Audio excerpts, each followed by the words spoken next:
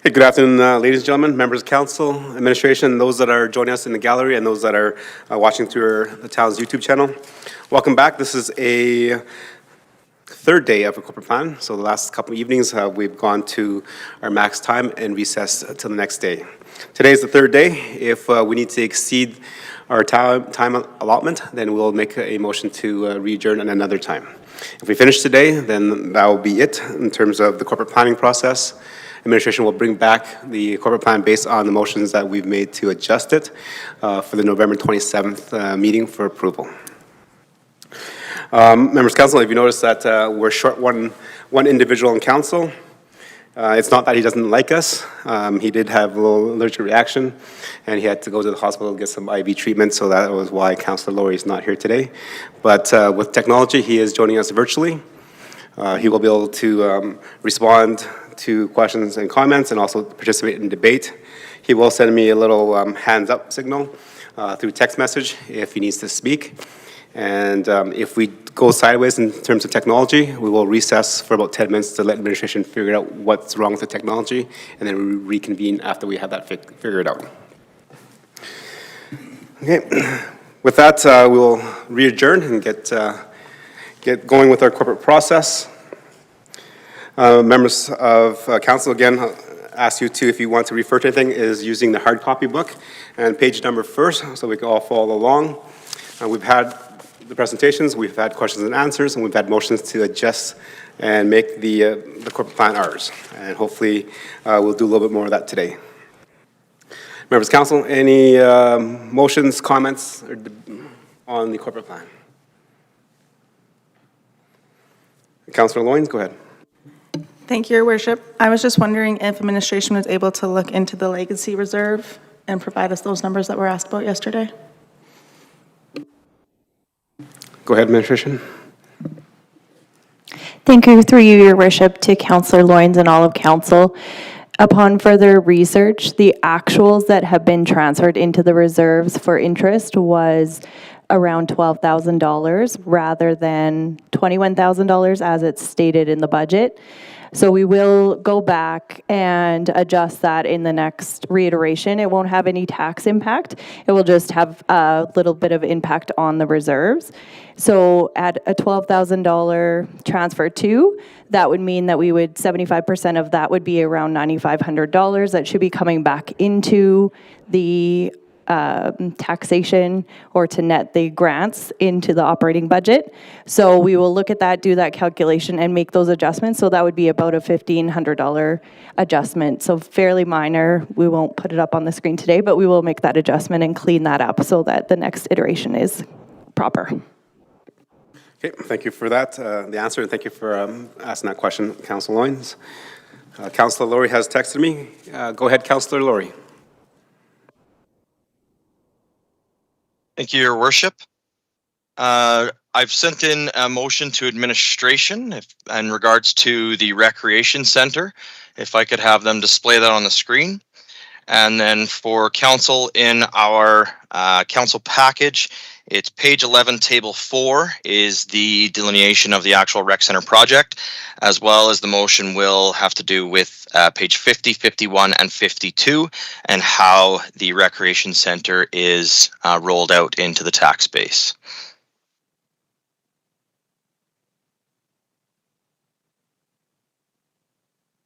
So when that motion is on the screen, I can read the motion in, and then once done so, I can speak to it. Okay, the motion's on the screen. Go ahead and read it, and then you can speak to it.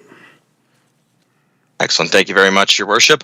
I'll move the Town Council amend the recommended 2024 to 2026 corporate plan to include the full 3% increase for the debenture for the Recreation Centre in 2024 and 2025 to be funded by taxation.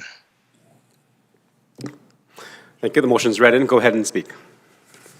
Thank you, Your Worship.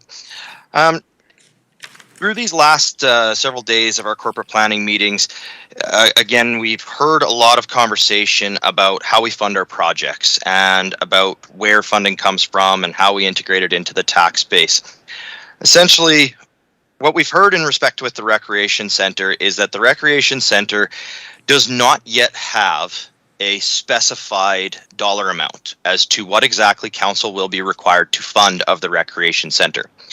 There's been an estimation placed in the plan, but the way the estimation has been placed in the plan, it has been done so utilizing reserves rather than the total amount.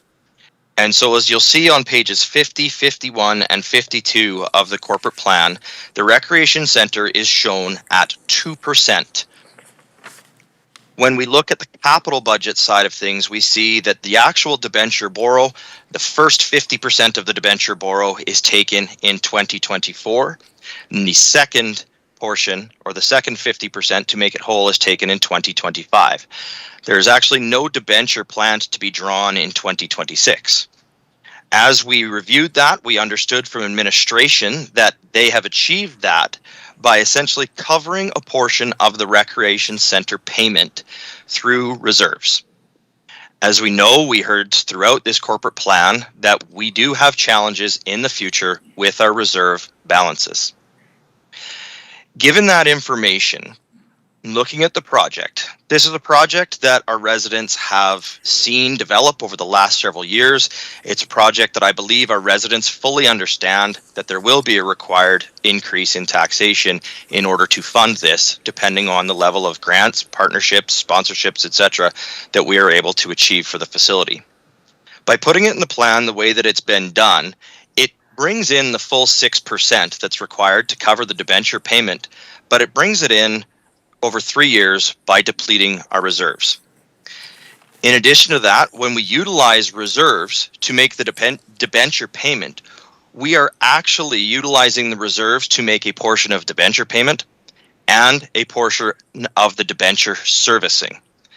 Therefore, we are taking capital dollars that we have today and we are using it to pay interest and principal. I'm not sure why we would do that when we could consider taking the $400,000 of reserves that are currently proposed to fund the recreation center and pay that on the principal before drawing a debenture, therefore not requiring paying any interest on the monies used from reserves. So with that, Your Worship, I would like to open this up to council if they have any questions of me and this being brought forward, or if any of my colleagues on council or yourself have any comments or any further questions of administration. Okay, thank you, Councilor Laurie, for your opening comments. Members of council, motion is on the floor. We heard some explanation from Councilor Laurie.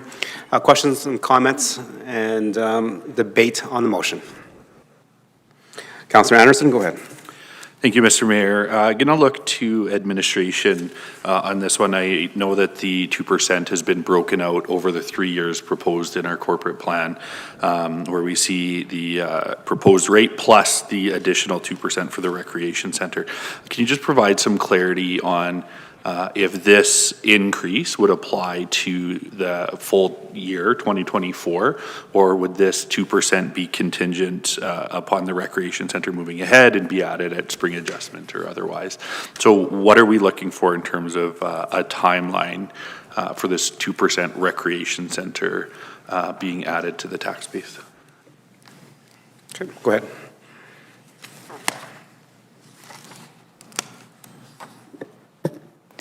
Thank you, through your worship, to Councillor Anderson and all of council. As the motion is currently read on the screen, that would mean that the full 3% would be implemented in 2024 and 2025, which would mean it would be within the tax rate that is proposed on November 27th through council. So it would add a 1% to the tax rate. Okay, thank you. You know, we haven't seen the final approval for this facility yet, you know, with all the grants and that sort of thing that have been applied for. So, you know, if this is added right away for the 2024 calendar year, you know, what happens, just as an example, if that grant funding doesn't come through and council decides that we're not going to you know, move forward within the 2024 calendar year with the moving forward with that facility. I'm assuming that at that point, this 3% stays on the tax bill for our residents. just trying to make sense of how that fits into the bigger picture, so. Yeah. Question? Do you want to answer, or I'll provide some comments first. I think based through the, what I've seen over the last corporate plans is that this is subject to a specific project. Hopefully that we'll get confirmation prior to spring adjustment. And at that time, then council has the ability will be revisited there. If we're not approved, then that will come out. And then if we need additional dollars, that will also be added there as well. Or at any point in time, if the approval exceeds when we normally do our spring adjustment, then there'll be a one-off resolution coming back from administration to council to say, this is where we're at, this is where we're in, and then they'll be readjusted in the future. Anything else to add, administration? I think.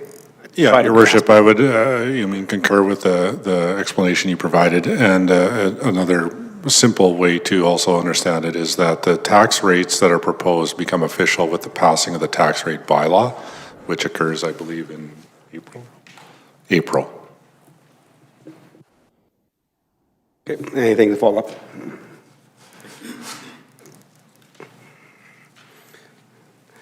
Go ahead, Councilor Pleshko. Yes, thank you, Your Worship. I'm just wondering, will this be shown as a separate tax line item on our taxation side? Thank you, through your worship, to Councillor Palechko and all of council. As per the MGA, it is not allowable in the current form that it is. There needs to be a separate bylaw. There's a lot of rules around a separate requisition, so this would not qualify. Thank you.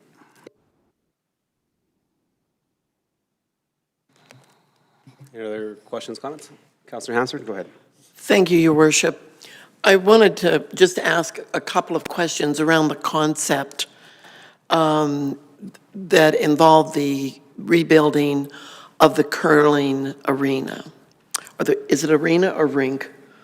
Anyway, I know that in trying to incorporate the curling club's building into the overall first phase, the town would basically be paying a very large amount of money in order to have that become part of a building, rather than have it operate or stand on its own as a separate module of this complex, which will be built in modules. I'm just wondering if the town could contribute to help build the 2 extra sheets of ice for the curling club. And of course, then the parking lot, et cetera, would be usable by the people using and coming to observe curling, and they would not have that expense, but that it would help to cut down some of this fairly astronomical amount of money. I don't want to go back and redraw a concept from my own perspective. That somebody with a bigger paycheck than mine would have to do that, but I'm just wondering if it would help us to see the curling arena a bit rebuilt bigger, but with a little different concept so that it could be done and not have our overall first phase be as high as it is, which would make it more attainable, hopefully. Is that a reasonable question to ask, Your Worship? Okay, thank you, Councilor Hansard. Administration, in terms of our partnership with Westwich Curling Rink, and the possibility of, I think, building a separate building, is that what I've heard you something about?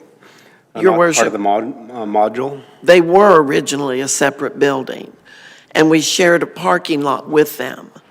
And they were smaller than they need to be able to attract the bigger tournaments and the bigger crowds. But I'm just wondering if we were to step back a little bit and rethink, all in anticipation of what may happen should federal dollars come through. And given that perhaps our other partners' contributions to the facility would not maybe meet what we had hoped for, that maybe it would still allow us to go forward, give them better than they had, but do it with a little bit different concept, so as not to throw huge cogs into the wheel. But I think there's possibly some revamping or rethinking of how we thought we were going to do this without that large amount. And maybe I should just ask if it would be all right to go through to our general manager and ask what the difference became in the cost of the first phase by adding the curling club building to that building. Okay, so I think when administration presented to council regarding the update, it was roughly $10 million. 10 million as compared to what, Your Worship? To nothing. So it was nothing or it was $10 million? 100%. So for the curling rink, when it was not included, was nothing, because we were not planning to build a curling rink or have that. When it burnt down and we had those conversations, the additional costs, as to the presentation, I think administration can present it or send it back to council, it was an additional $10 million. Okay, thank you, Your Worship. If I may, please, for clarity, since I raised the subject.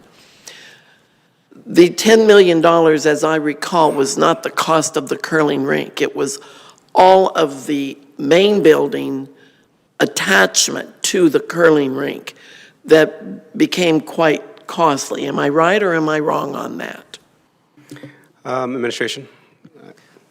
Your Worship, through to Councillor Hansard, just maybe for some clarity, based on the project cost that we are contemplating in the corporate plan, we've estimated, based on the square footage, 25% of that cost would be attributable to the curling club. So if you were to build the curling club on its own, it would still require a parking lot, all the amenities, all the sewer connections, all the site work, all the rest of it. So roughly speaking, in our calculations, we're estimating of the overall value of the project, 75% of that could be attributed to the dry sport facility and 25% to the curling facility. The curling club certainly was an older building. The building was, a historical structure, had a sand floor.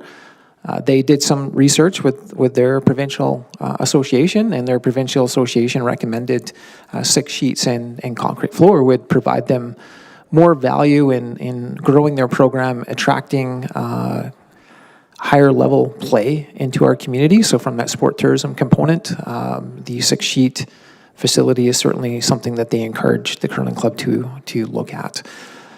With that, the type of insurance that they had for the building was replacing exactly what they lost, not replacing what it would take to replace today. So when they did the evaluation, their insurance company indicated to them that $3 million was the value of the building, for them to build it again exactly as it sat today.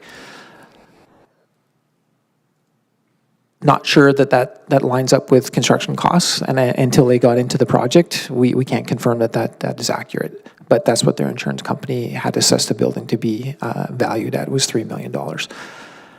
When we came back to council for the last report and got the motion to include that in our detailed design, the detailed design included the 6-sheet. I would not suggest that the building is a lavish curling facility. It certainly provides a similar feel and a similar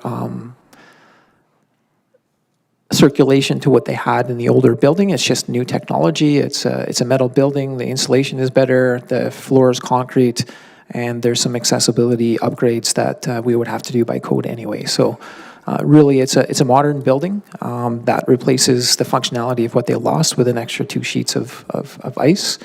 And in today's construction market, that has been valued around the $10,250,000 if you do the 25% of our overall project cost. Your Go ahead, Worship. Councilor Hansard. And that does include the connection in to the bigger building.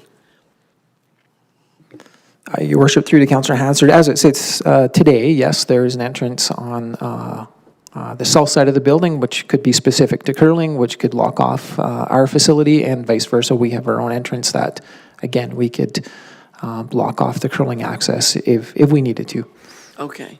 And Your Worship, I know that council was quite enthused about this to begin with. I'm just looking at possibilities and way of rethinking things in the event we don't get the money that we're hoping for, or only get a portion of the money that we were hoping for.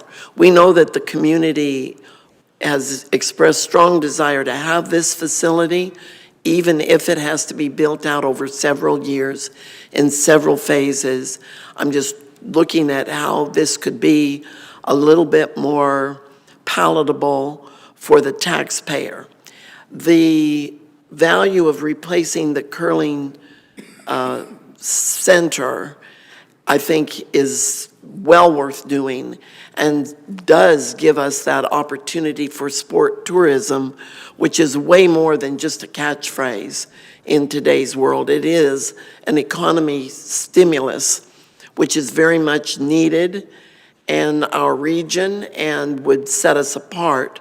So I'm certainly not trying to take away in any way from what this facility could mean, not just for those members of the curling club, but for our community as a whole, and indeed for this very council to have helped them to accomplish this. What I was not clear about, and I'm sure some of the public is not clear about, is that it does, and please correct me if I'm wrong, it does cost more to build things today than what it cost to build something years ago. For the curling club to have gotten insurance value that would not really even replace their facility that they had, put them in a very bad position. Where by combining this with our building, it makes it possible to give them what they had, make it better, enhance sport tourism, and indeed make our overall first phase of the facility better. The dollar value was not real clear to me on what that difference was. Is it $10 million? Your Worship, through to Councillor Hansard, so based on the value that I think I understand your question, based on the money that the insurance company claimed their building was valued at, which was $3 million. If it's $10 million, it's a $7 million difference between the two buildings. So, and just to clarify, there's a lot of unknowns at this point. I believe that once we have some knowns, then there would be another exercise as to how that impacts this particular project in terms of, is there an opportunity for us to remove some items or scale it in at a different way? But I think until such time that we understand what the full revenue from a capital perspective in terms of grants being provided to the town of Stony Plain for this project, at this point, we've done some exercises around what some of those options might look like, but until we understand what the full capital commitment is and how that impacts the project, it's difficult for us to assume what actions we may take to put the project forward. But certainly those are exercises and conversations that are happening with our architect as we continue moving forward. Anything else, Councilor Hansard? I just wanted to say that I appreciate, Mr. Mayor, that you allow me to explore this a little bit. We know what we're doing. We know for sure administration knows what they're doing.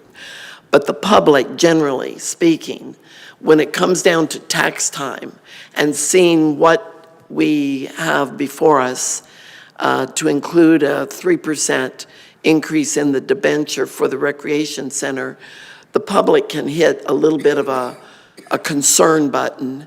And it's just good to have the opportunity to go over that and look at one aspect of that first phase that did indeed cause us to go to the table with a dollar amount greater than we originally thought it was going to be. So I appreciate that you allowed me to jump through that exercise. Okay. Thank you.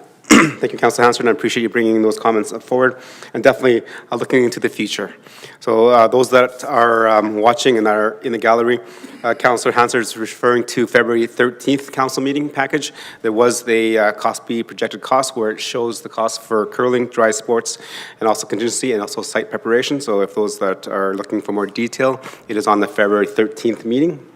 And in terms of what Councilor Hansard raised in terms of can we remove the curling rink? Absolutely, but not right now. That's the wrong conversation right now, as our application to the federal government is based on a total project number. So having that conversation right now is a waste of time, and it kind of defeats the purpose. That conversation is for us to have after we've received confirmation, yes or no, that we've received the grant or not, and then that's the time for council to pick and choose what we want to add in that registration. Councilor Laurie, you're next. Thank you, Your Worship. And I think you just answered one of my questions, because I was going to ask administration in relation to the grant, if the grant would be contingent on our application. So if we applied to build a $39 million recreation facility, we were approved for, let's say, $20 million, but then we turned around and changed the plan and decided to only build a $29 million recreation facility, would that potentially impact the amount of grant dollars that we received? So can administration provide clarity on that? And then I do have one more question. Okay. Go ahead, Min. Your Worship, through to Councilor Laurie, at this point, we don't have a funding agreement in place that would outline specifics related to that. That would be a question we would have to ask if council made that decision to change the overall project value post-grant reception. Okay. Your second question? Thank you very much, Your Worship, but thank you, admin, for that answer. I really appreciate the line of questioning from both Councillor Anderson and Councillor Palechko about how this rolls into our current corporate plan, because essentially it's rolled in as what I would call a bookmark. The recreation facility has not formally been approved. We do not have confirmation of grant dollars. We are making a best guess estimation to try and provide clarity within this plan of what it will look like should the recreation center proceed. Councillor Palechko had asked about this being a separate item, and I believe the answer that was received was actually referring to the notice of assessment that would go out to the individual taxpayers. As we heard, the notice of assessments don't go out until after the tax bylaw is approved in April for the new taxation rates, which take place on June 1st. I would certainly be confident that council will be having some type of further discussion about the recreation center before that April deadline. So a question that I have to administration is that if council does choose to move forward in the corporate plan with the recreation center in the plan as a bookmark, is there not a way that that can be separated within the corporate plan to show it as essentially a special item? So to remove it from the overall tax increase that we are looking at as approving on November 24th or 27th, sorry, I can't remember the exact date in front of me. So we know on that day in November that all of the projects except the recreation center and all of the additions except the recreation center are fairly solid. That those are things that we have debated, those are things that we have come to a consensus on, and those are the things that are going to move forward in the plan. While we are still acknowledging the rec center and while we are acknowledging what that potential funding is, until that funding comes to us, as the general manager said, until we understand the full capital project, it makes it difficult for us to put that in the calculation as intermingled with all of the other projects that we have. And so I'll give an example. If we look at page 65 of the corporate plan, it shows a chart that is the 2024 potential annual impact to residential property owners. And it shows the average of our $350,000 assessment, which is the average that we've used for several years for the value of a home in the town of Stony Plain. And so in that first line, what it shows is the entirety of the corporate plan. The next line shows our utility billing based on an estimation of 12 cubic meters. It shows the annual storm fee, and it shows the annual waste management billing. So from a presentation perspective in the corporate plan, I'm wondering if there could actually be a line added under the first annual property taxes based on $350,000 of assessment. Keeping the first line to all the projects in the corporate plan with the exception of the rec center, and then having the additional line saying additional annual property taxes based on $350,000 of assessment in an estimation of the recreation center at 3%. And then it would show that dollar value so that residents are very clear what the corporate plan is saying in respect to all the other initiatives, and then what the corporate plan is saying in respect to the recreation center. And as part of this question to admin, I would ask if that could be mirrored and reflected throughout the balance of the corporate plan. So when it comes back for presentation, we do see the corporate plan, we do see the recreation center as essentially its own independent line item in the corporate plan, given the significant impact to the tax rate and given that the project has not been fully approved. So is that an edit that administration could make and could bring forward, or would I need to make a motion of such? Administration, are you clear with the question?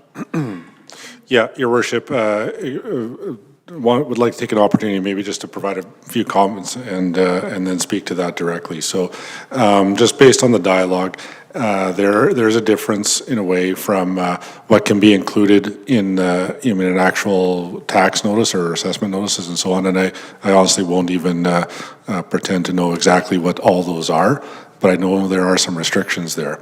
And I believe I believe we may even have some software restriction on, in how much we're capable of including in and again, I'm talking about an actual tax rate or tax notices that go out and assessment notices that go out. So there are some restrictions there. Conversely, speaking about the corporate plan itself, or the text, or the presentation formats, there's certainly more flexibility, is what I would say. That's a document that is produced in-house and does follow a certain format, obviously, but there would be more flexibility there. The other comment that I will just make is that the corporate plan does include the fiscal plan, and there are audit standards that I don't know those either, but I know that they exist, and we would have to make sure we were within the realm of those as well. So I say all that to just conclude with the ability for the town to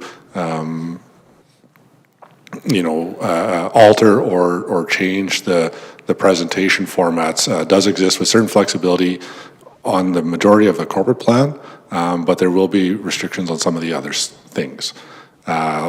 Now, just specifically, is that something we're able or prepared to do, Your Worship, through to the rest of council? It's something we are certainly, I would say, able and prepared to look at and try to meet the goal as discussed now, of creating a bit of a separation of sorts with anything related to it. I'll just say the tax increases or delineation of some of that. I'll stop there, Your Worship. I think I tried to hit the main points. Okay, so what I heard is that there are certain regulations we have to follow in terms of our tax notice when we send that out. But there is some ways that we can present it in our own fiscal plan so that we can show our residents. Is that correct? Yeah, that's correct. That's the 30-second version of my 4-minute version. So, thank you. And then, Councilor Laurie, just so for my clarification and maybe members of council, what you're asking or suggesting is, for example, on page 65 where you referenced, where it says that the annual property tax based on a $350,000 house assessment, the net increase in terms of operating assessment would be $103.36, which is based on the package right now. You're asking, for example, if that tax increase, a third of it was for the rec center, we split out as 75.85 for operations and other projects, and then 32.51 for a proposed rec center if it goes through.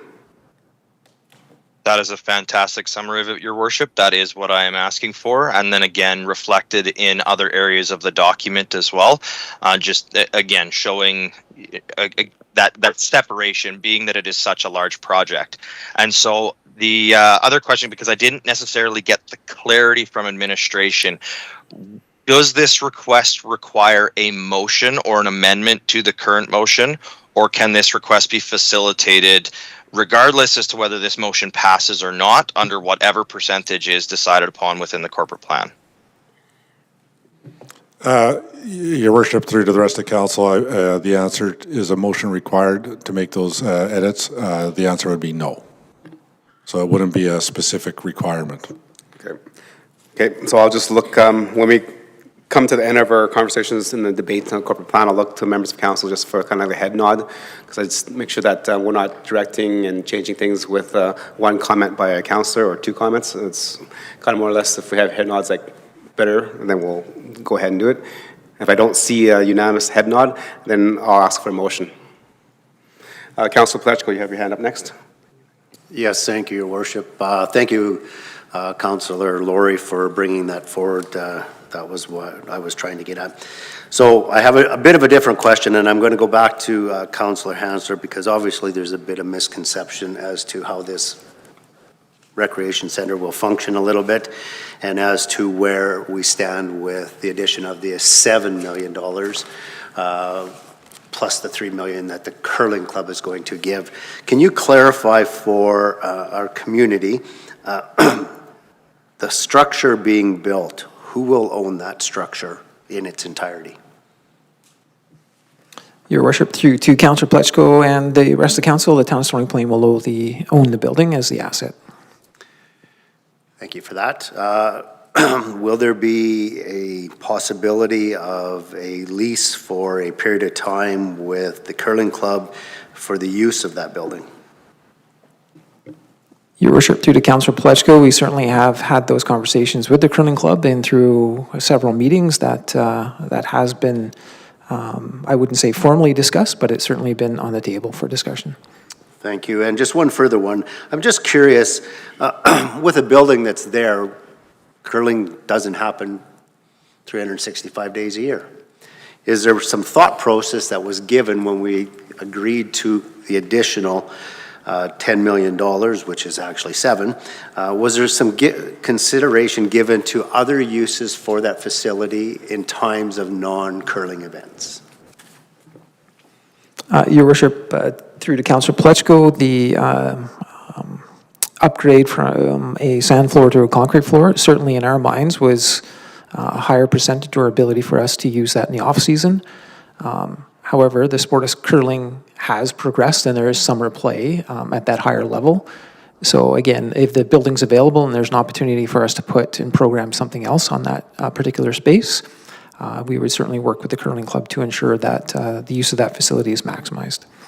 Appreciate all of them answers, because I think when we understood it, that the upgrade to the recreation facility was a benefit to our community that would not just be used for a small portion of time. It would actually be used year-round with all kinds of possibilities and all kinds of asks that we've had through the community. So I appreciate your answers, and thank you for that. Thank you, Councillor Pletchko. Deputy Mayor, please. Councillor Meyer, go ahead. Thank you, Your Worship. And just turning back to the conversation about splitting out the tax rate for the for the recreation center. I'm just a little confused, because I see on 50 it's already split out. So I'm wondering what exactly we'd be talking about changing. Okay, thank you, Deputy Mayor, and I think that's a good question, especially, a little bit with the virtual. I think the idea is that it is split out here on the fiscal plan and tax impacts, which is very visible for our residents. But what's not visible is what that number is in terms of a 3% or 2%. So looking at page 65, where it actually states that if this corporate plan was approved as presented with no changes, it was going to be $108.36 increase impact per year for a house that is $350,000. I think Councilor Laurie said, okay, show the difference of the impact of the rec center and then just the general operations and other improvements.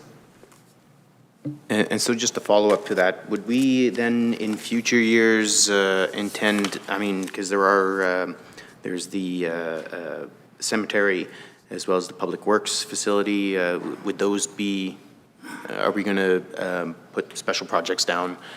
Because my concern would be that we politicize an issue that, as Councillor Hansard's mentioned, has already received a fair amount of support in the community, and I'm just curious if this would just simply reignite a debate that we've been elected to have. Okay, thank you, and I appreciate those comments, and as I mentioned earlier, that that we're just showing that project. I'm not too sure if we're looking at politicizing things. I think it's looking at better ways of showing the residents of what they're getting, the value for the dollars that they're paying for in terms of taxes. That conversation could be had a little bit later in terms of tax split or how we show other projects in the future. I will come back to you a little bit later because I don't think we're going to have unanimous head nodding, so we'll come back to that as maybe a conversation later. Councillor Anderson? Thank you, Mr. Mayor. I'm going to ask the same question I had yesterday a couple of times, but starting the day fresh, I know we've got a number of people watching online. Can we look at, after all of the additions throughout the first 2 days, where we're sitting in terms of our proposed tax impact? Okay. So 7.76 as it sits, so with the addition of 1%, we'd be 8.76. Can administration, through you, Mr. Mayor, maybe provide some insight as to how this change from 2% over 3 years to 3% over 2 years would have, or what impact it would have on our reserve balance? I think hearing Councillor Lori speak, the intent of the motion would be to preserve what is in the reserves, and it sounded like we were going to borrow a little bit to spread this cost over the 3 years. So just looking for an understanding of what financial impact this would have on our reserve balance. Okay, that's a good question. Administration? Thank you, through your worship, to Councillor Anderson and all of council. Over the 2 years, 2024 and 2025, the total increase to our tax levy stabilization would be $600,000 as a result of this motion.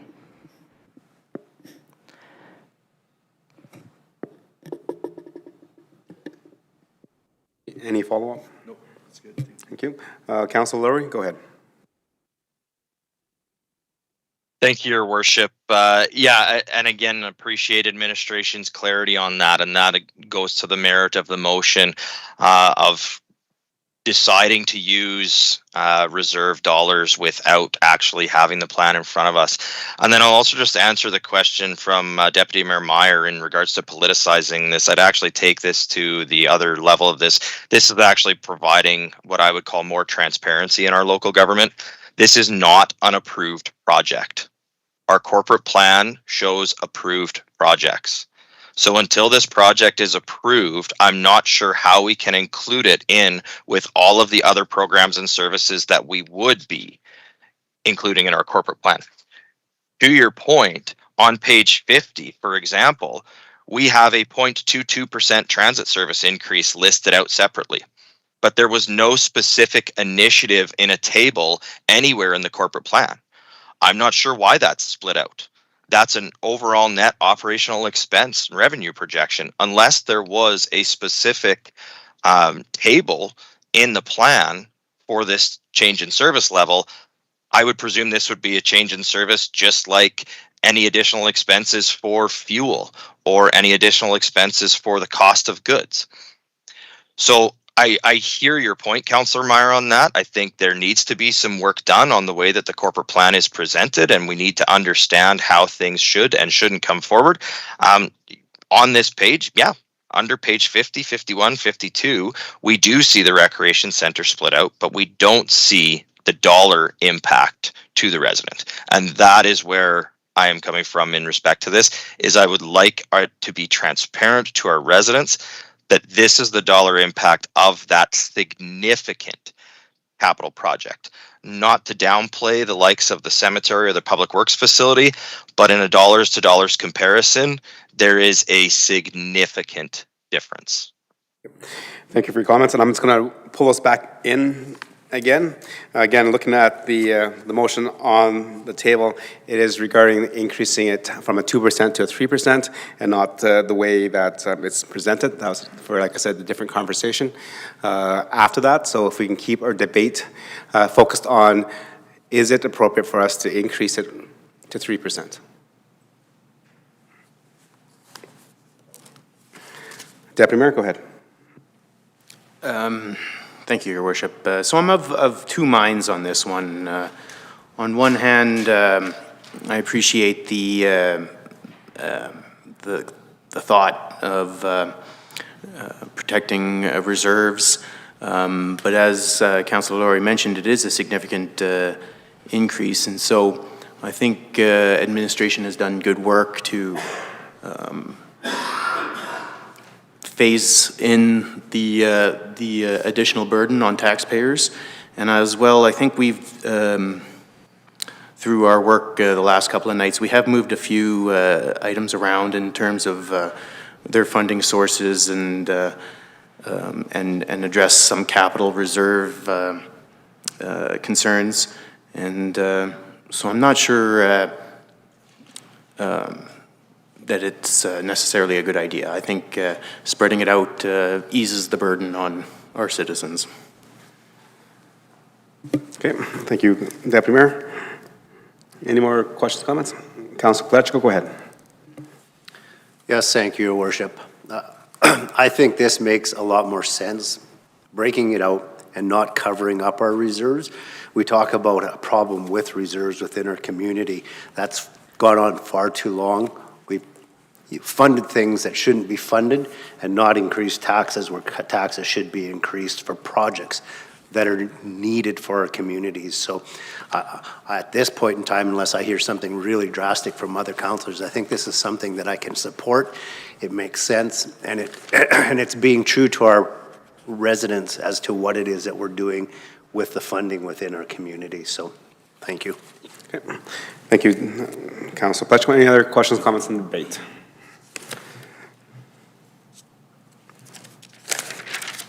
Okay, seeing none, I'll weigh into the conversation.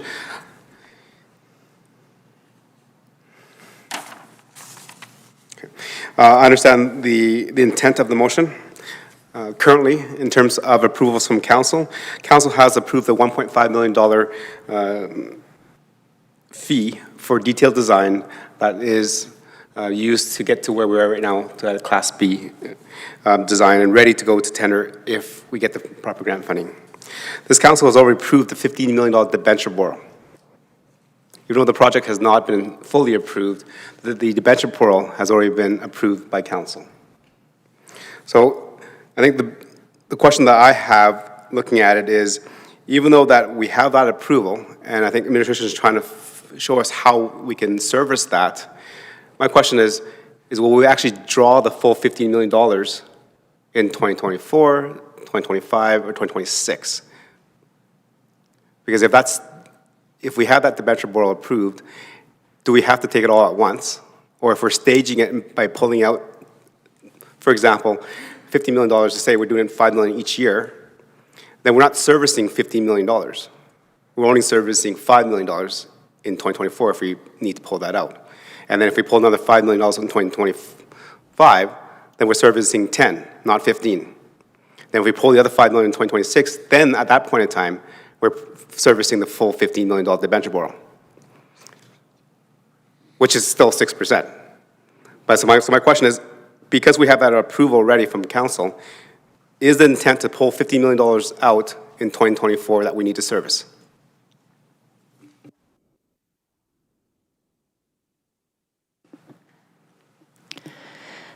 Through your worship, to you and all of council, as stated in the previous nights, there are multiple ways that this could go, and at this time it is unknown, hence partially the reason why that was reduced down to 2%. The 15 million was only included as that is what was approved previously in the previous corporate plans. However, we don't know if we're getting the grant. We don't know if the grant will provide funding first, and we don't have to pull a debenture for 3 years. We don't know. There's very multiple unknowns. I can go on and on and on. That's probably a massive list. However, that is the reason why, maybe I'll just leave it at that right there, but that just is the reason why it's presented the way it is. Okay. Thank you for that tonight. Yes, I think we had that conversation earlier in the corporate plan, is that there is a lot of uncertainty here. But I think that there is a will of council to have this project go ahead. Hopefully that the grants do come in. In terms of what I know of this project, as I mentioned earlier, we have spent $1.5 million in terms of detailed design. We have authorized a $50 million debenture borrow for this project. We've also have an agreement with West Ridge Curling Club for a $3 million insurance that they're receiving. We also know that we have some contributions coming from Parkland County. We also have a grant application for $22 million or $24 million. Those are what we do know. What we don't know is if we will get the grant money. We don't know if it's going to be forward to us first or after the project is done. So there is a lot of, how do we fund this if we get approval, but the grant is sent to us after the project is done, which is in 3 years. In terms of making sure that we do have the proper reserves and revenue where we need it to be, as mentioned throughout this corporate plan and just again tonight by Councilor Plechko, that we're actually funding a lot of things from reserves previously that should have been funded from operating, which has depleted the reserves. I think the motion here from increasing it from 2% to 1%, an extra 1% to 3%, will allow us to, as mentioned by the manager, to add $600,000 back to our reserve, just in case. I think in terms of our fiscal framework and our fiscal sustainability going forward, I'm inclined to support the motion. Councillor Laurie, closing. Thank you, Your Worship, and appreciate all the comments from all colleagues on council. I think this is an important issue, and there were some great things raised here, and there's some great clarity achieved here. And in that, I think, again, this motion is put forward because we need to show the proposed debenture as is. We cannot be making decisions on the proposed debenture before we even know what the actual capital cost will be. I'm not saying that we cannot use reserve funds to fund a portion of the recreation center. I'm saying until we understand what the actual capital cost is and what the actual capital requirement will be and how that is going to roll into our tax base, it makes no sense today to essentially hide a portion of it in future years. The way the debenture is laid out in the capital plan portion of this budget is $600,000 in year 24 and year 25. But then the descriptions in other areas of the plan do not match the way it is laid out in the capital plan. In my opinion, we cannot show the use of reserves without the confirmed capital cost, and we cannot make decisions on reserves when we don't know the true cost. If we choose to, when we know those things, we can still use reserves. And that likely would take a potential of a 3% increase and maybe bring that down to a 2.5 or a 2 at that point in time. But I would rather show that clarity to our residents now than have it in the plan at 2% with 1% of that covered by something that we may or may not be able to use and have to turn around and change it to a 3% later on. Let's show the full amount today.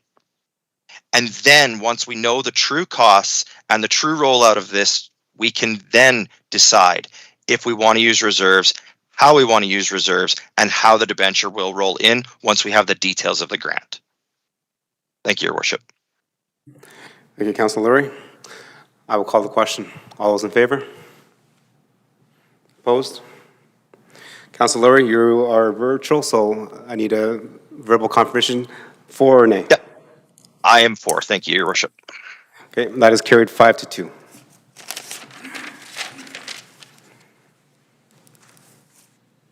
So, Your Worship, may I ask then, do we need a separate motion in regards to how this is displayed in the corporate plan? Yeah, I'm just going to come to that right now, is in terms of what was mentioned earlier by Councillor Laurie, and obviously the town manager said that it could be done, but I want to make sure that there is some sort of consensus among the council of how it's shown up in our fiscal plan. Just looking down this way, just a little nod.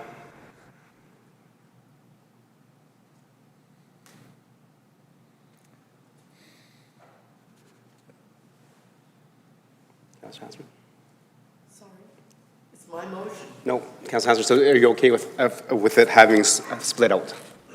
You scared me. Yes, actually. Okay, Councillor Laurie, looked around the room and looks like it's pretty one-sided to have that split out. So I don't think the motion is required. Thank you, Your Worship. I appreciate that we don't need an administrative motion here. Okay, thank you. Any more motions, debate and commentary? Deputy Mayor, I'll pass you the chair. Yes, and you'd like to make a motion? Yes, thank you, Mr. Deputy Mayor.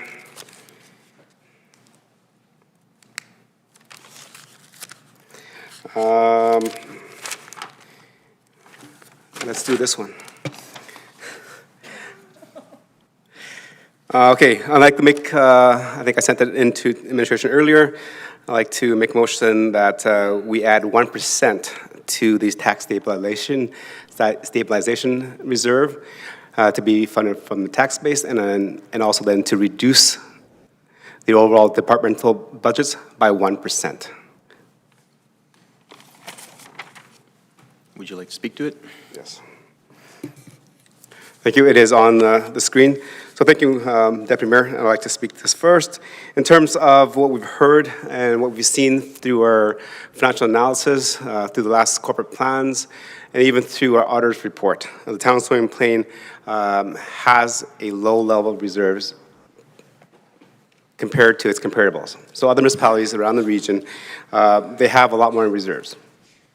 They've actually added that so that they're able to do one-off projects to help the community grow and then kind of bridge the gap of larger tax increases. We're not able to do that because we've used our reserves to fund operations. Throughout the corporate plan, we've heard that the tax stabilization reserve would have been down to about $300,000 based on the motion to unfund the RCMP of that and actually make it into operations.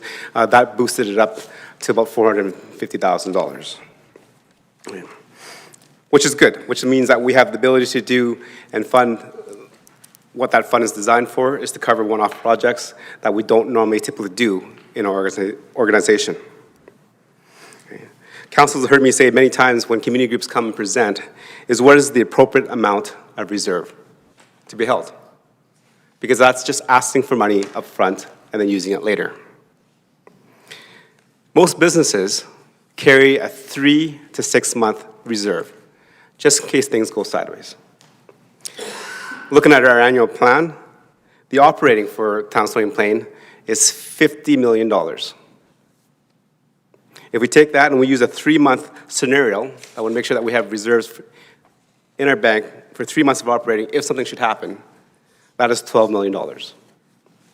If we use a 6-month scenario, that is $24 million.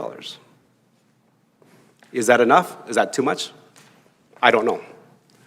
But I would love to have that conversation, as the administration mentioned, that we'll be bringing back the fiscal policy for council to review this, and that is when we have the conversation.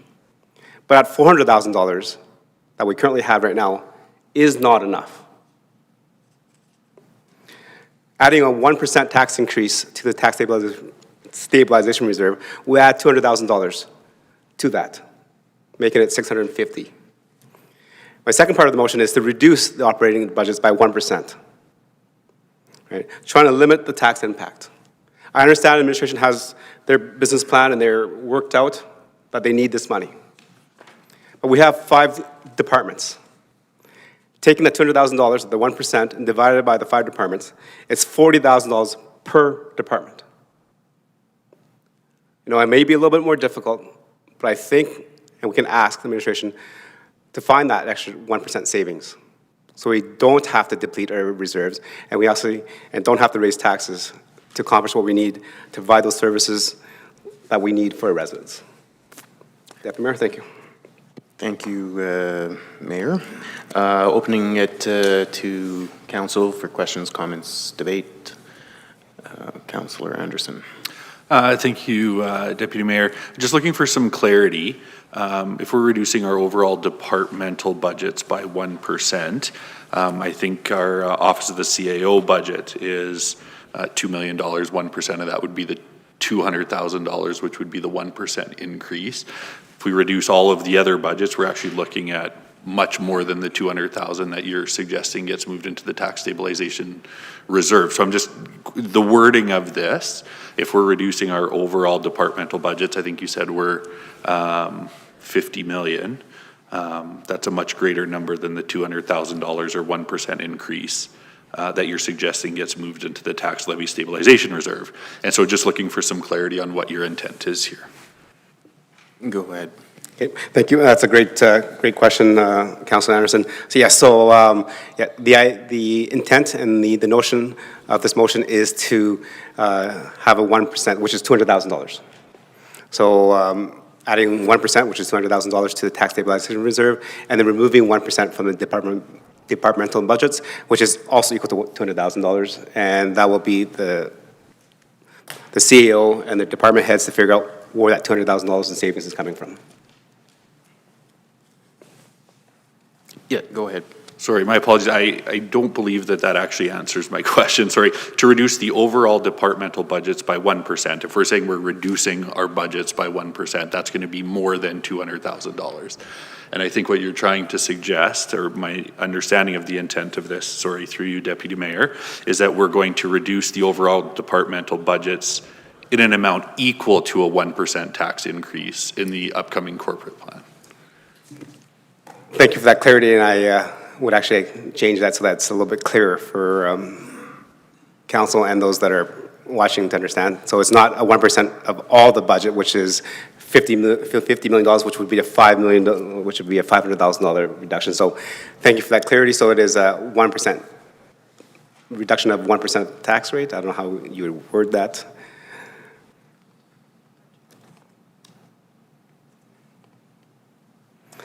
Just remove the S off of budgets. Okay. Say overall departmental budget.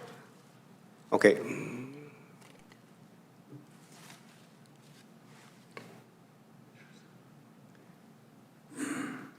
To me, I don't know if that's even clearer or not.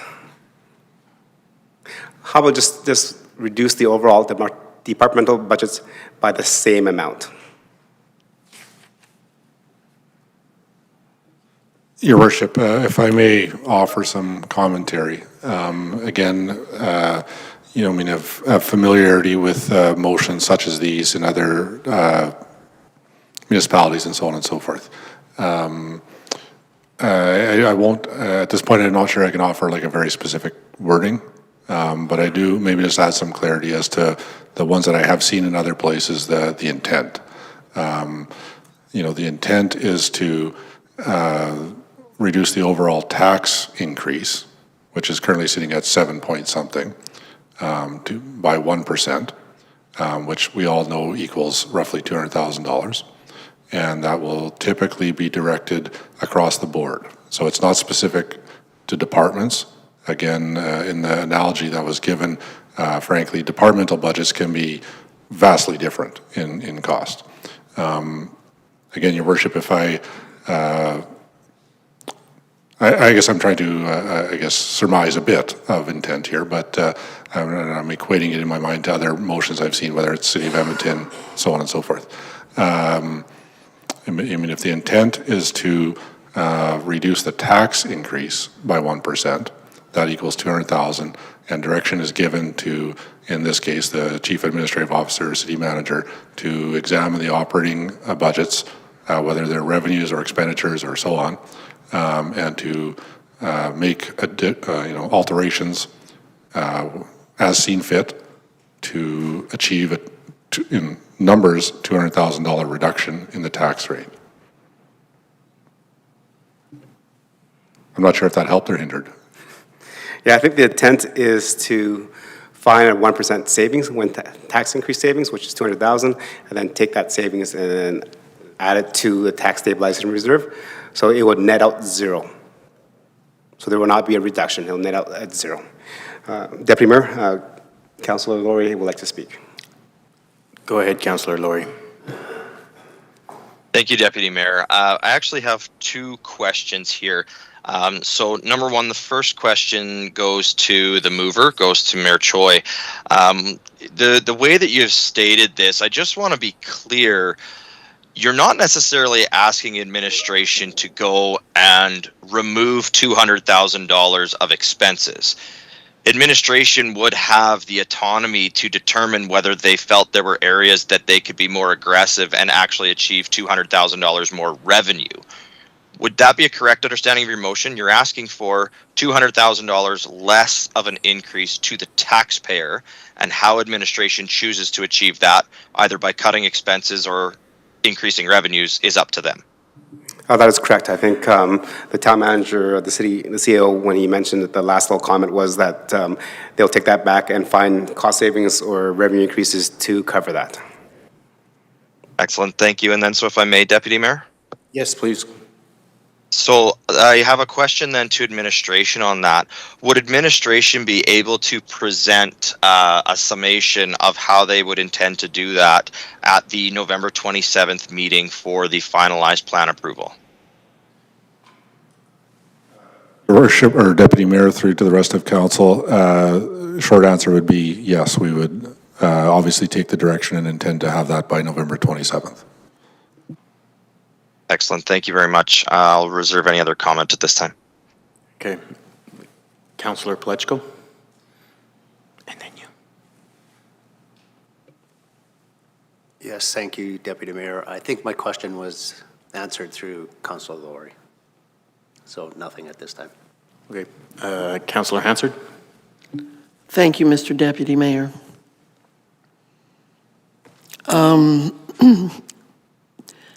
In all honesty, this motion is not hitting me correctly.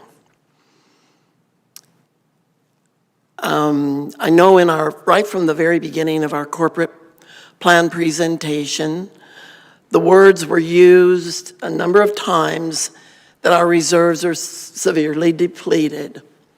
I even said at the end of that first meeting, I believe, that there was a sense of gloom, and that radiated out from this council.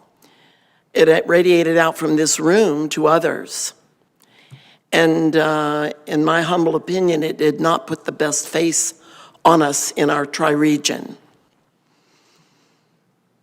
I feel a little bit like this is a bit of a knee-jerk reaction because we have many variables, many.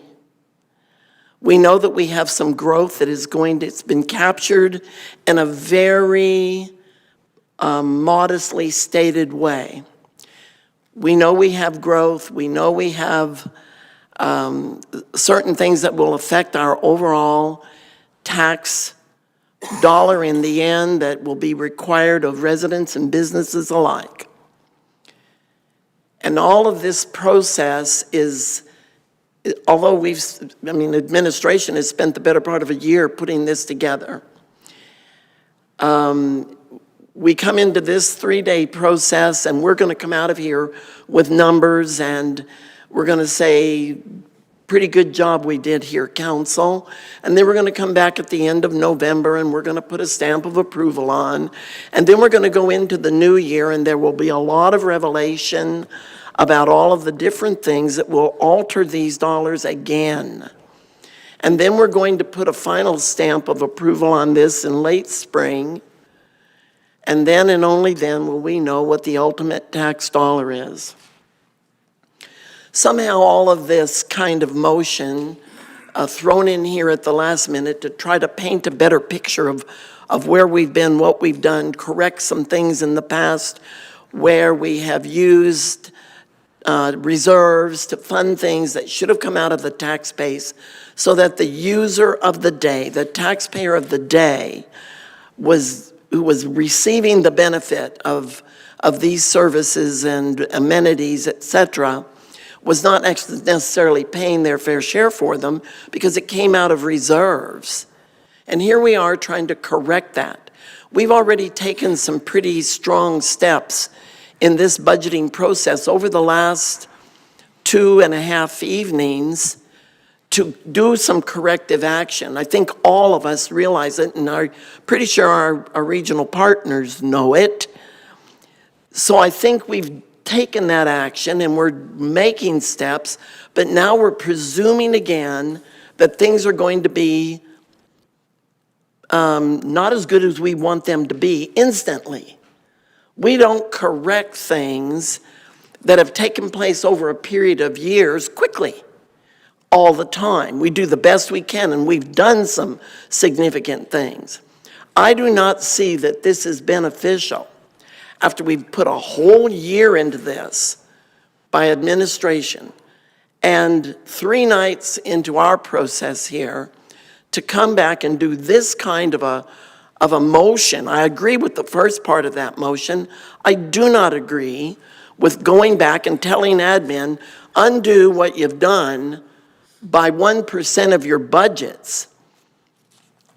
I'm watching, I study, I watch faces and reactions, and although we have extremely professional staff and administration, they don't want us to see, but I see.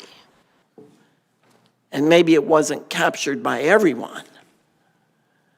That ripple was not a good ripple. Can they do it? I have no doubt they can. But we are not even privy to what they've already gone through by their general managers and our CAO going to each person and saying, you've got to do better. No, there will be no increase here. No, we can't add that to the budget.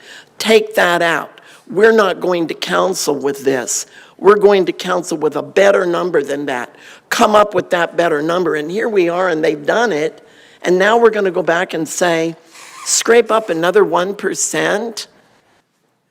You can't run an organization like this. And I think it's a knee-jerk, with all respect to you, Mr. Mayor, it's a knee-jerk reaction to overcorrect at a moment when we don't know that we need that overcorrection. If this kind of motion needs to happen, I'm going to suggest it happens next spring when we know the true picture. But won't we feel a bit foolish if we find out the picture isn't as negative as we've painted it to be all through this? Won't we feel a little bit foolish that we've put everybody through this? I suggest we've already done a good job. Council has already done a good job trimming and adding and trimming and adjusting and putting money in reserves. So can we function with that and look like we know what we're doing instead of maybe that we don't? Thank you. Thank you, Councillor Hansard, for those comments. Looking around, you already had Councillor Plechko on the list. We'll come back to you though, Councillor Anderson. Go ahead, Councillor Plechko. Yes, thank you, Deputy Mayor. As I sit here this evening, having read this corporate plan, I think about 6 times this year, struggling with a lot of the things that were in it. One of the things that come to my mind many, many times is over the past 6 years on this council, we have cut, and we have cut some more every time administration comes to us and asks us for people to do jobs within our community that we continue to tell them that we need to have. I seen, you look at the reserves, and yes, that's a result of many years of not prudent planning. And something cannot be done in one term to reflect what has been done for many terms. So while we've done a good job this evening, yesterday and the day before, to put some of that reserve money back in and be fiscally responsible to our clients, or our town people, I guess is what they are, I struggle here with this motion on the floor tonight, simply because I think of how many times we come and we want the residents phone us and go, that wasn't trimmed right, your snow didn't get moved properly, this park isn't looked after. And I think when I look through this corporate plan, administration has done a pretty good job, and I got to think that they have cut many, many places in this budget where they would have probably liked to ask us for more. I think we heard Mayor Choi say at one point in time that, I forget what his words were. It'll come back to me. But really, at the end of the day, what this is striking me is it's taking away from what we're asking, our residents are asking us to do, and it's making administration go back to the table.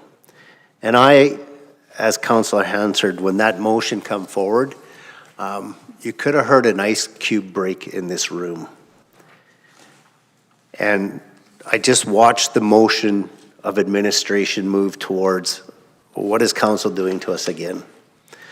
So I think, you know, as I sit here and contemplate this and listen to what each one of the council members has to say, I think we got to put ourselves in a position.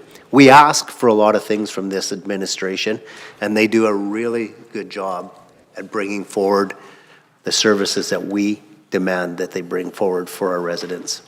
Here is a budget in front of us that asks for a little bit.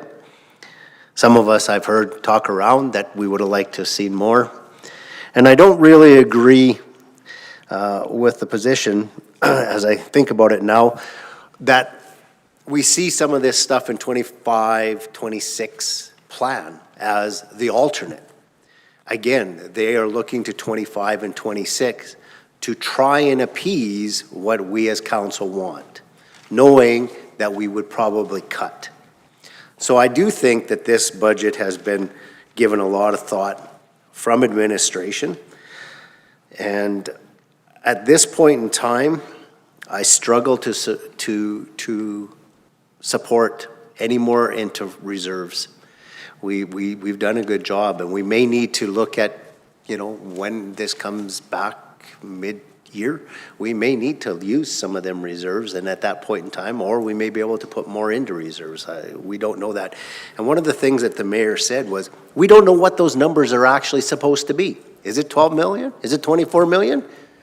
At that point in time, when we do know them numbers, I think at that point in time, we'd be able to say, we need to add another $200,000 to reserves, or we need to add $400,000 to reserves.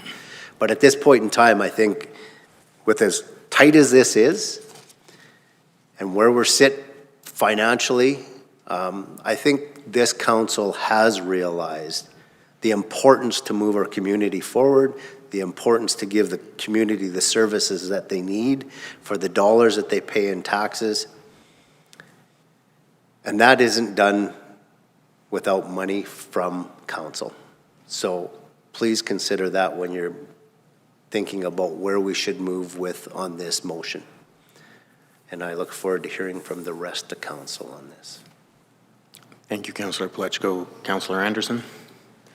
Thank you, Deputy Mayor. You know, 8.76% by my calculations is where we currently sit in terms of a proposed tax increase for this year. And that doesn't sit particularly well with me, and I'm sure for my colleagues either. But this particular corporate plan, as I kind of read through the items of, you know, that are proposed initiatives, so much of it is to do with increasing the service levels we offer our residents, right? We have new positions for Heritage Park operator. The description of that new position in part was to have more user groups able to use that space, and so increasing the service level that we can offer there. Human Resources Coordinator, looking at the service that we provide to our employees within the municipality. ATS, increasing our service offerings there. A little bit further down, Parks level of service in response to some of the mowing and trimming and that sort of thing. And so as much as I appreciate the intent of the motion, for me it almost sits contrary to the proposed corporate plan that we have in front of us that's looking to increase our service levels, but then we're going to ask that you do it with less dollars. So we're going to ask you to do it, we're going to fund positions, but then we're going to take some of that money back. And so I think if this was a motion to, reduce department budgets overall by that $200,000 so we could see a reduction in the proposed tax rate for the year, I think that's something that I could support. But I'm having a hard time wrapping around, my head around, decreasing departmental budgets to make that transition, or that transfer to reserves, when so much of our corporate plan this year and proposed initiatives are focused around increasing the service level offerings.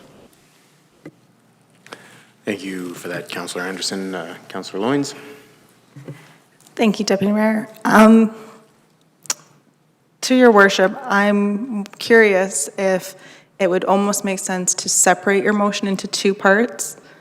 It seems to be we have a lot of conversation in support of adding to our reserves, but the motion is sitting very conflicted as to maybe taking the money away from department. So if we split your motion, I feel that the reserves would get what they needed, and then we could have a second conversation in regards to taking money away from departments. Mayor Choi? Thank you, Deputy Mayor. I'm happy with having that motion split into two. Councilor Laurie has mentioned that he would like to speak as well. Okay, maybe we'll get administration to split that, and then we'll hear from Councilor Laurie and then while they do that. Sorry? Your worship, Mr. Deputy Mayor, appreciate the dialogue. Maybe just ask our Manager of Legislative Services to just provide some general comment about splitting motions so that everybody's clear and what the rules are in place, so to speak. Thank you, Town Manager, through the Deputy Mayor to all of Council. So to split a motion, as long as the splitting of the motion, the two pieces of the motion can stand alone, the splitting can proceed. However, in order for us to do that properly, the motion has to be divided either by unanimous consent or by majority vote of the members present. Sorry, can you repeat that last part again? Yeah. So motion may be divided by unanimous consent or by majority vote of the members. Okay, so I guess I'll look around the room here. Sorry, Mayor Choi, go ahead. Thank you, Deputy Mayor. I'll just go back to the first comment, is that if those motions can stand by themselves, and the answer is yes. So then we're still looking for a majority of council then for this to accomplish. So we'll just look around council for some head nods then, would be acceptable. Through the Deputy Mayor to Council, my interpretation would be that the motion by unanimous consent would be acceptable without an actual vote on the floor, but if it isn't unanimous consent, then a motion will need to be made to split it, and a vote of the members will have to be taken. Okay, so I'm going to look around to council. Please be quite clear when I look at you. I have a question. Not yet. We're doing, okay, all right. Sorry, go ahead then. Sorry, my question just is related to the first part of the motion standing on its own of the extra $200 moving into reserve, how that would be funded if it split it out of the motion. Like that first part of the motion doesn't stand on its own in my head if we don't know where the funding is coming from. I believe it said tax base, yeah. Okay. Yes. All right. Yep. So I'm looking at you for unanimous consent. Is that it's like a head nod? Yeah. Looking at you, Councillor Hanson. Okay, and that just leaves Councillor Laurie virtually. Thank you, Deputy Mayor. I agree. I was going to consider the same thing. And while I have a microphone, can I just ask Councillor Anderson or administration to clarify what percentage we're at right now?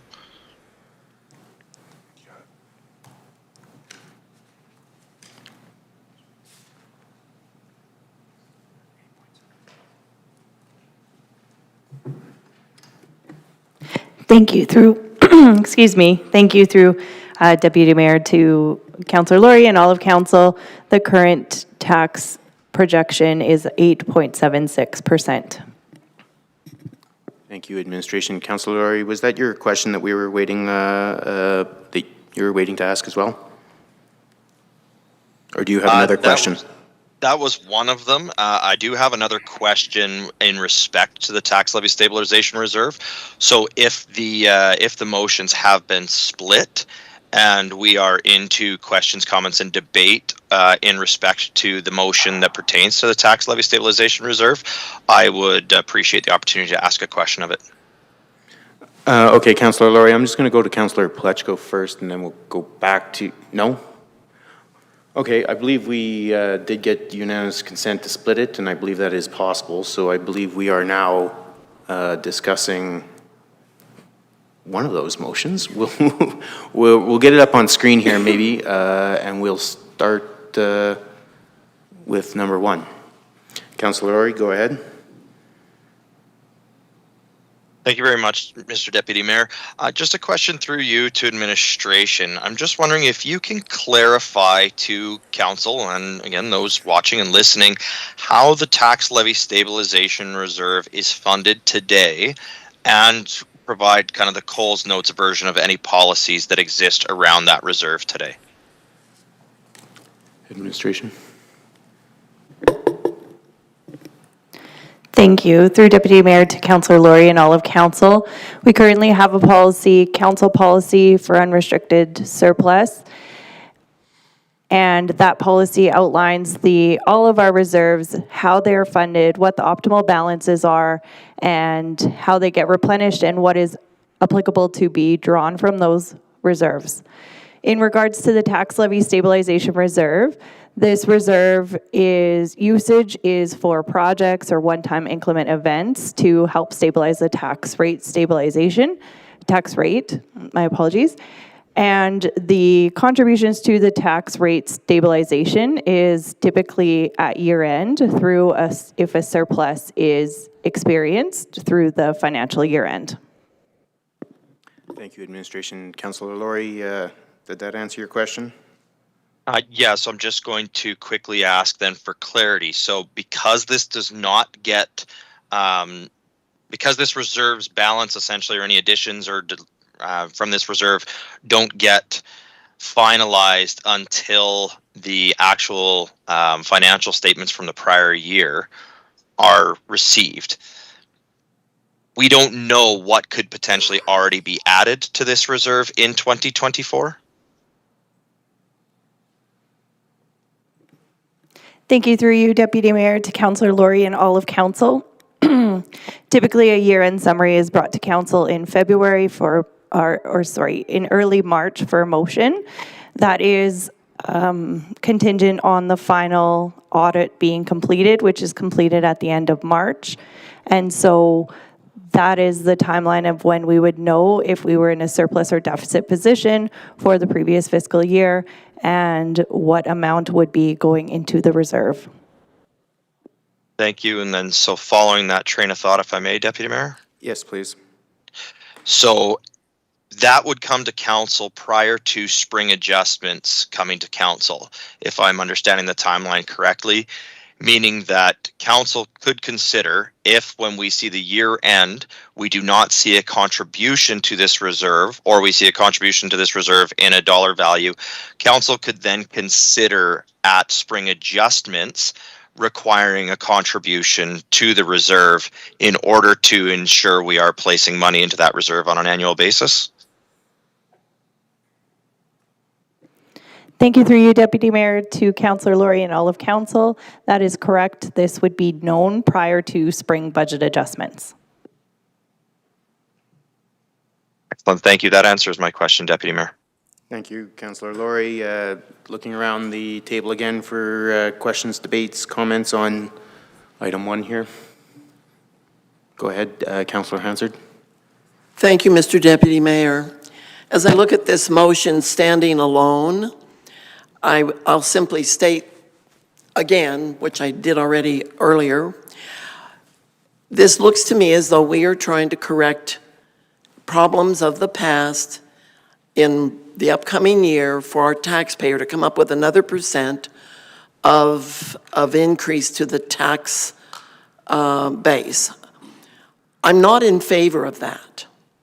We still have good reason to believe that we will have surpluses. There's a good reason to believe that.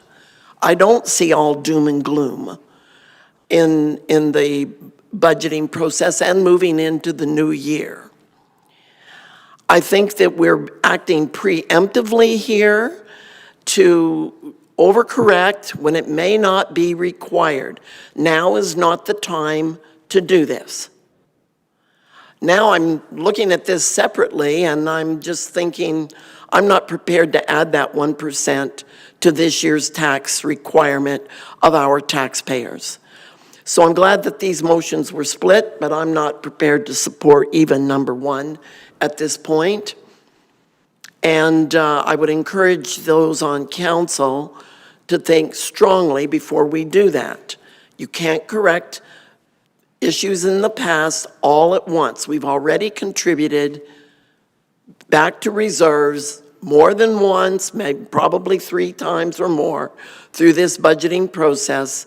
Let that stand as it is until spring, then we'll have a better picture. And there can always be a way that more revenue comes in from various different sources. I will not be supporting this unless the wisdom of my colleagues on council convince me otherwise.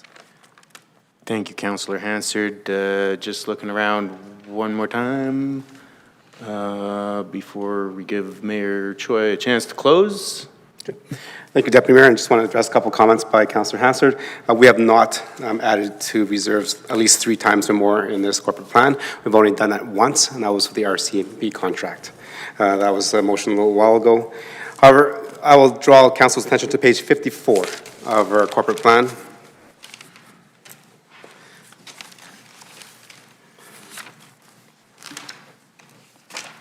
So this is the third corporate plan that this council has seen. And every year when I read the fiscal plan, in the middle of it, we are using more reserves than we're replenishing. For this year, in 2024, based on the plan, the total transfers to reserves is $4,432,728, which is a lot. We're adding $4.4 million to reserve. However, transfers out that we're using to fund projects is $5.6 million. That means we have a net shortfall, as written here, of $1.168 million. With the earlier motion by Councilor Lori to fully fund the RCMP to the operating budget instead of the tax stabilization reserve, we added $125,000 back, which means we're still in a shortfall of over $1 million. I asked council to think back over the last 3 corporate plans. Every year, so to date, we have pulled out more money than we put into reserves. At some point, that is not sustainable for a community. Having this motion go forward to add 1% of $200,000, which then reduces the net shortfall to $843,000.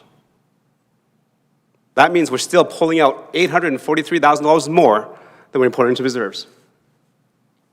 For the fiscal sustainability and the long-term growth of our community, that is not how we should be doing things. We've heard through the whole corporate plan that there are things funded from operations that should not be. It's because we have not been keeping up to that. If the last 3 corporate plans that we've seen as this council, if they were equal, this motion doesn't need to be put on the floor. Because we're putting those reserves what we're taking back out. So we're rebuilding them, but we're not. This council alone has seen that. So close to about $4 million has come out of reserves on our watch. Adding $200,000 to that is not a lot. Asking members of council to support the motion so that we can actually build a financially sound community going forward. Thank you. Thank you, Mayor Choi. And with that, I will call the vote on item 1. All in favor? Opposed? Councillor Lori? I am a yay. Sorry, can you repeat that? I am in favor. I am a yay.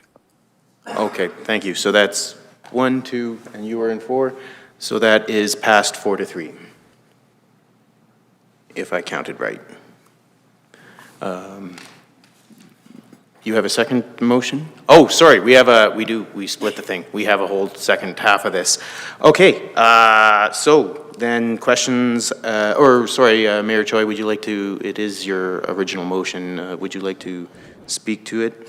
Okay, thank you. I think just for clarification, that should be the town council reduce the overall operational budget by $200,000. Or yes, the direct administration to reduce.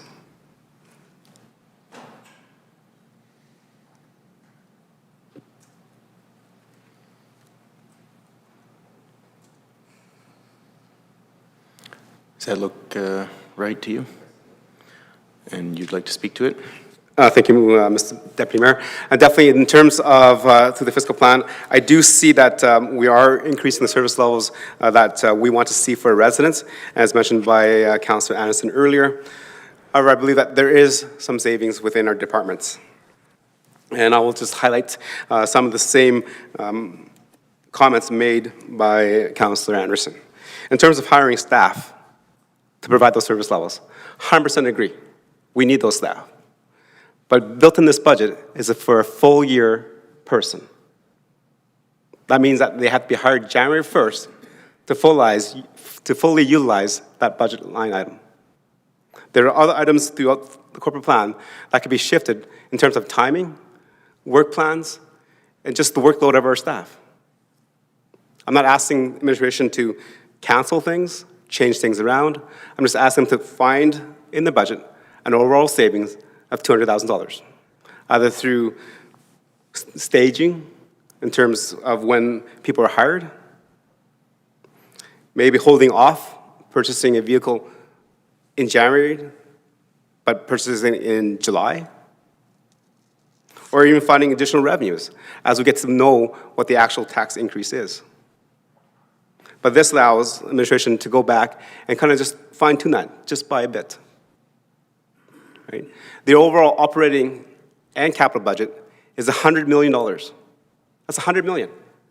We're asking them to reduce that by $200,000, a 0.0002%.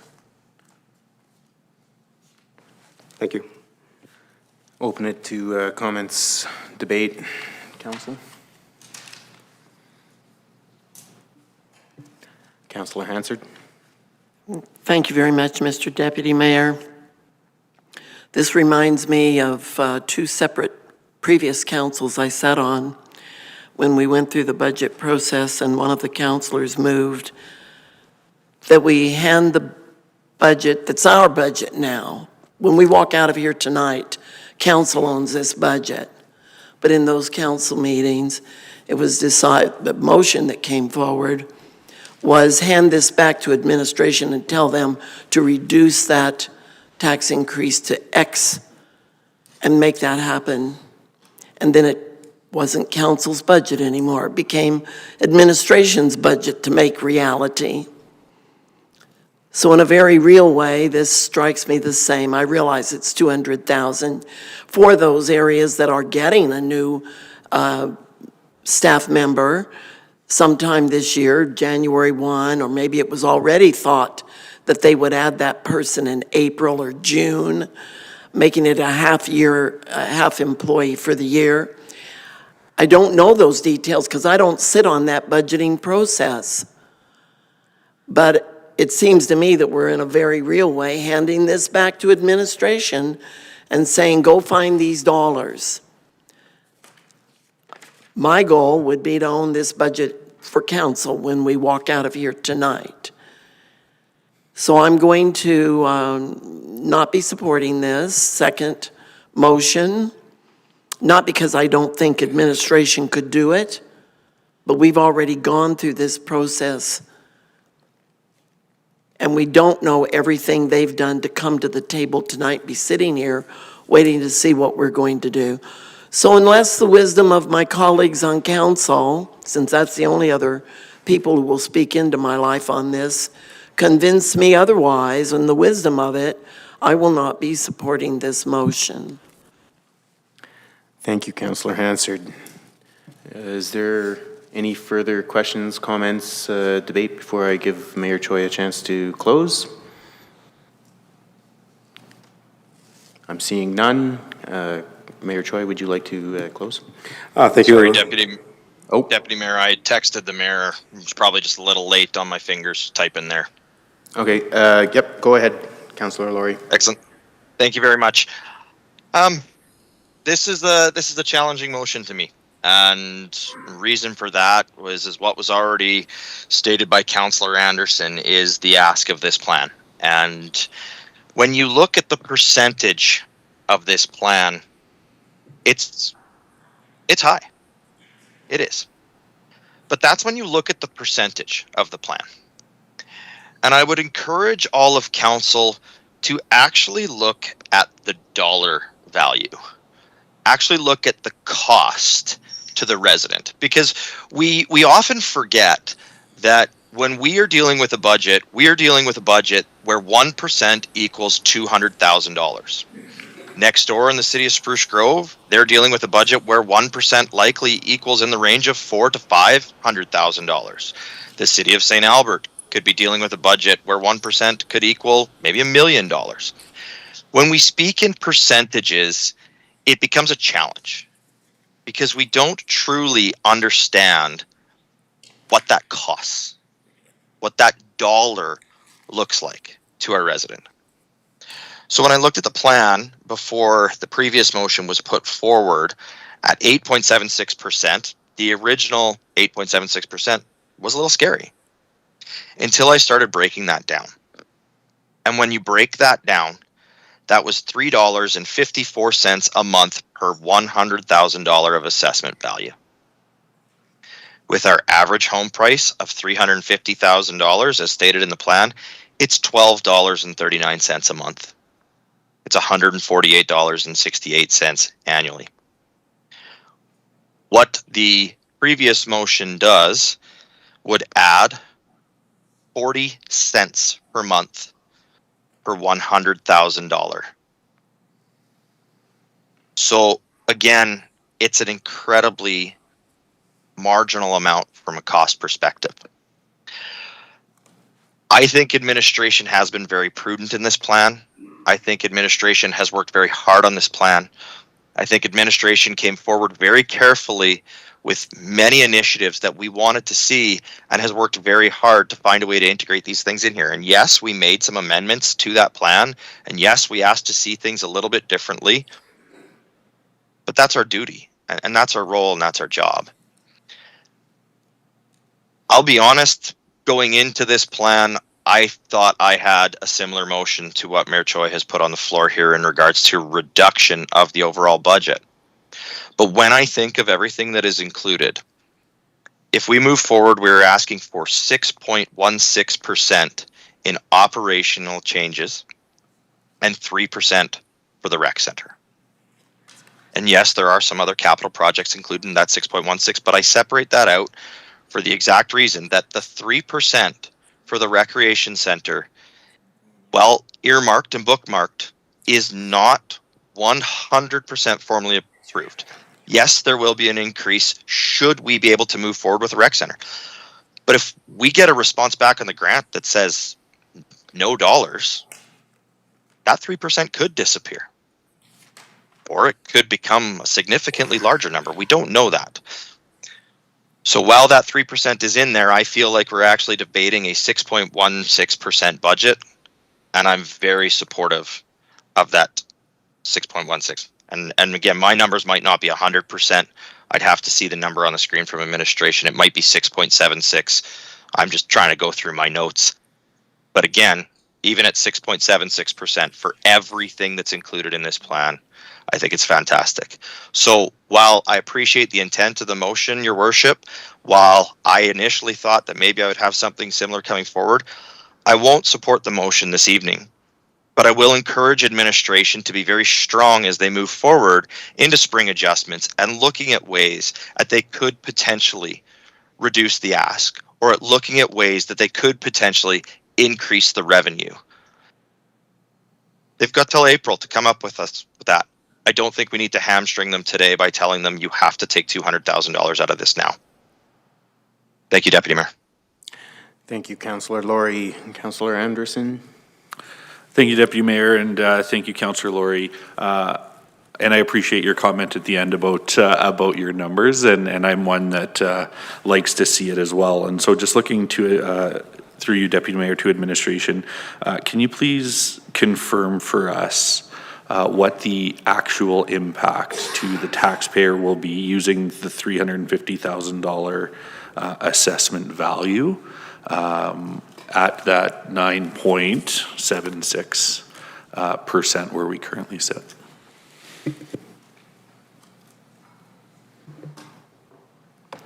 Thank you through you. Excuse me. Thank you through you, Deputy Mayor, to Councillor Anderson and all of council. Very, very rough calculations. Don't quote me on this exactly, but at a 9.76% tax increase, that would be $165 approximately per $350,000 assessment. Per $100,000 would be around $47, and monthly per $100,000 assessment would be $3.95.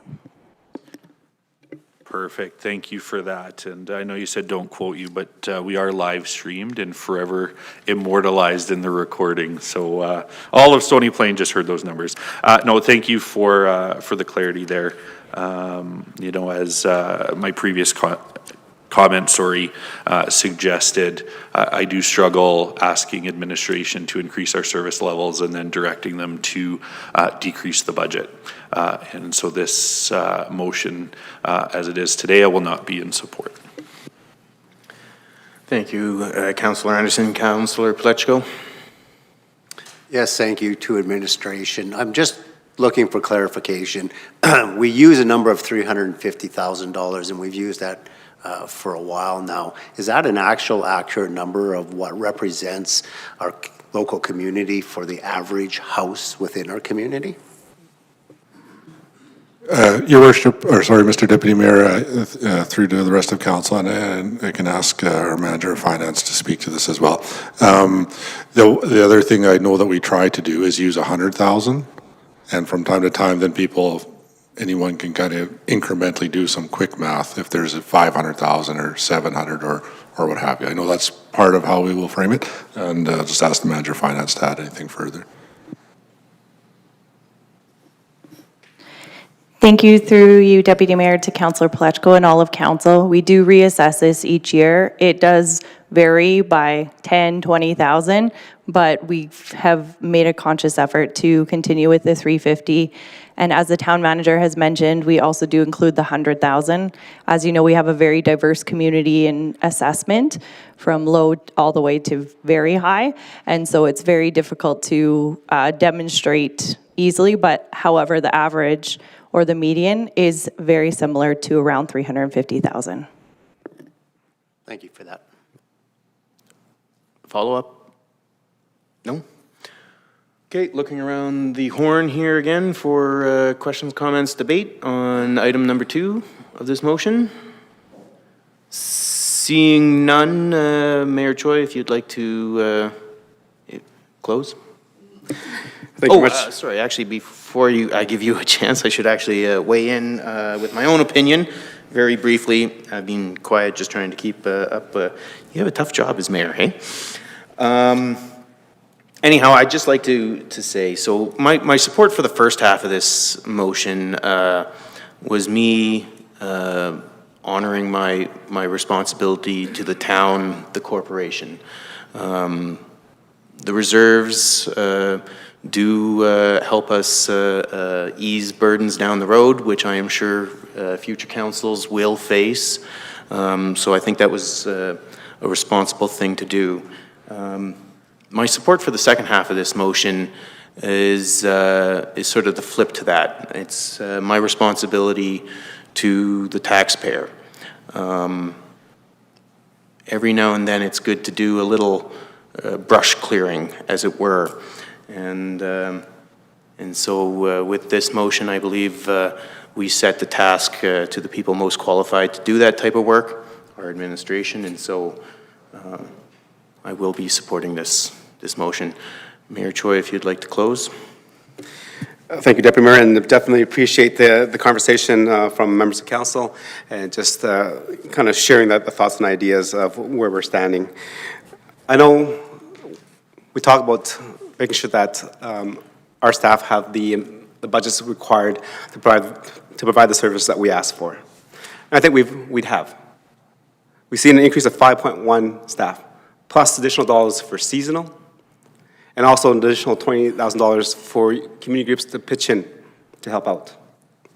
Okay. The motion to reduce it by 1% is only $200,000. As mentioned, our overall budget for operating and capital is $100 million. $200,000 is not a lot of money compared to that. We talk about, are we able to cover all the costs when we hire people? I asked members of council to turn to page 27, or 22. Table 12. There's a cultural and tourism advisor, budgeted for $75,000. That's all in for the whole year. I asked members of council to turn to page 27, which is the Human Resources Coordinator 0.5 increase. Again, for $40,000, all in for the full year. The same goes for page 32, table 20, table 21, and table 22. All increases to service for full-time equivalents. Adding those positions is already $293,000.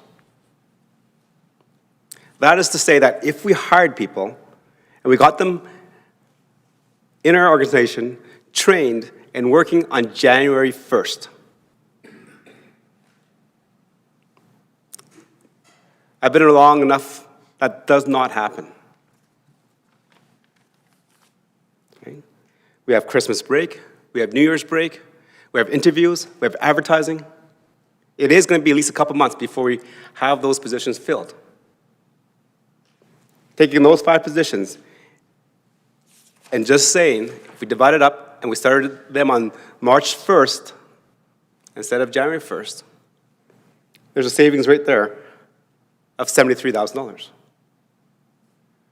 I don't know if that's possible, but looking at this and looking at the experience that I've drawn on from sitting in council, hiring somebody January 1st does not happen, but yet we have them fully funded in the budget from January 1st to December 31st.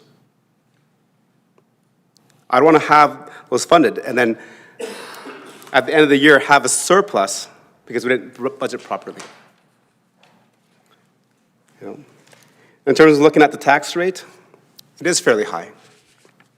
And I look at it as a wholesome number, not split out. So, is an 8.38% appropriate, or is a 7.38% appropriate? In this budget, we address service levels, we address reserves, and we address priorities of this council. The public works yard, the cemetery, and the rec center. The 3 big topics that we've been talking about for at least 3 to 4 years now, together as council. Having this 1% reduction will still allow us to achieve that, but by also making sure that we're aware of the economic constraints that are happening today and be mindful that the taxpayers are footing this bill. I ask members of council to support the motion. Thank you. Thank you, Mayor Choi, for your closing remarks. With that, I'm going to lean back a little bit so I can see you this time, Councilor Loynes, and call the question. Point of order, please. I'm not sure if that's the right thing to say. Yep. Normally, council does not know how it's going to vote. I believe that's directed in the Municipal Government Act. We don't know for sure until the mayor calls for the vote. We all vote at one time. So we don't have the privilege of looking up and down the bench to see who's voting how and who we might want to side with. Unfortunately, Councillor Laurie is not with us tonight, and I know he would do this in a way of integrity. However, to wait until after we have all voted to ask him for his vote puts him in the position of possibly having to be a tiebreaker, or coming in after we've all voted and thinking, well, I guess it doesn't really matter because how I'm going to vote, I don't change anything. I think it might be prudent, if it's possible, to have him text his vote to someone not on council, and then have that person announce how Councillor Laurie voted once we have voted, or when we put our hand up, we hold our hand up while that is announced. And then the vote basically then becomes taken all at one time, which is how it should be done. Thank you, Councillor Hansard. That's a very good point. I'm just going to look to our legislative services for maybe a comment, how we can go about having a fair vote. If we were able to view him, by the way, we would know he could do the same thing. He could vote as we vote, but it isn't possible when we can't see him.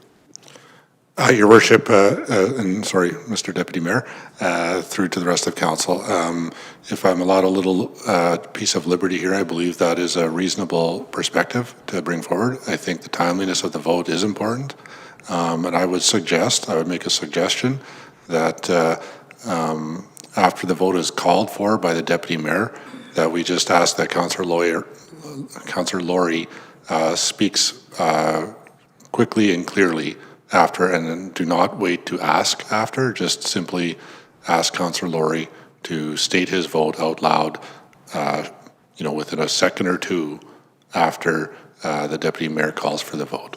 That would be my suggestion. Thank you. And just for clarity, Mr. Deputy Mayor, I'm well and prepared to submit my vote by text message to the town manager and then express my vote vocally when I'm asked for it, and he can provide you with clarity. I think I stated my position already when I spoke, and that is still my position. Hearing that, I think that would be a satisfactory. Okay, I'm seeing a bunch of heads nod. So with that as our solution, then I will call for a vote. All in favor? Sorry.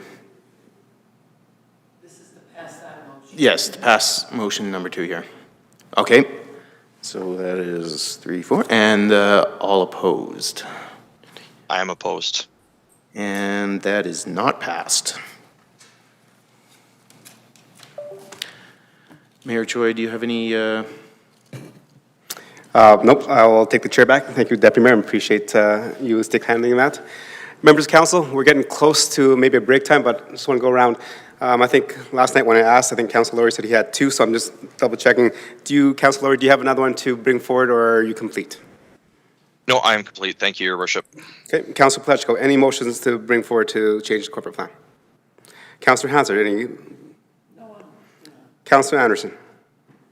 Good. Deputy Mayor? No, I'm good, thank you. Councillor Loynes? Okay. So hearing that, there are no more motions to adjust and make the budget ours.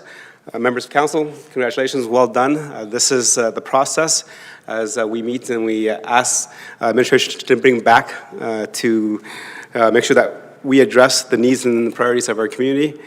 Staff have done that through the corporate plan, what they presented to us, and we took the time to listen, to understand, and we took the time to make it ours. Definitely appreciate the conversation around the table. It sheds light and different perspectives on things that we may think about or don't think about. That gives the reassurance for our residents that council is doing their job of governance. As mentioned by the town manager earlier, that this will be brought back to council for approval on November 27th with adjustments that were mentioned in terms of the legacy reserve and et cetera, with a finalized number for council to review. Okay. With that, great job. Corporate plan meetings are adjourned.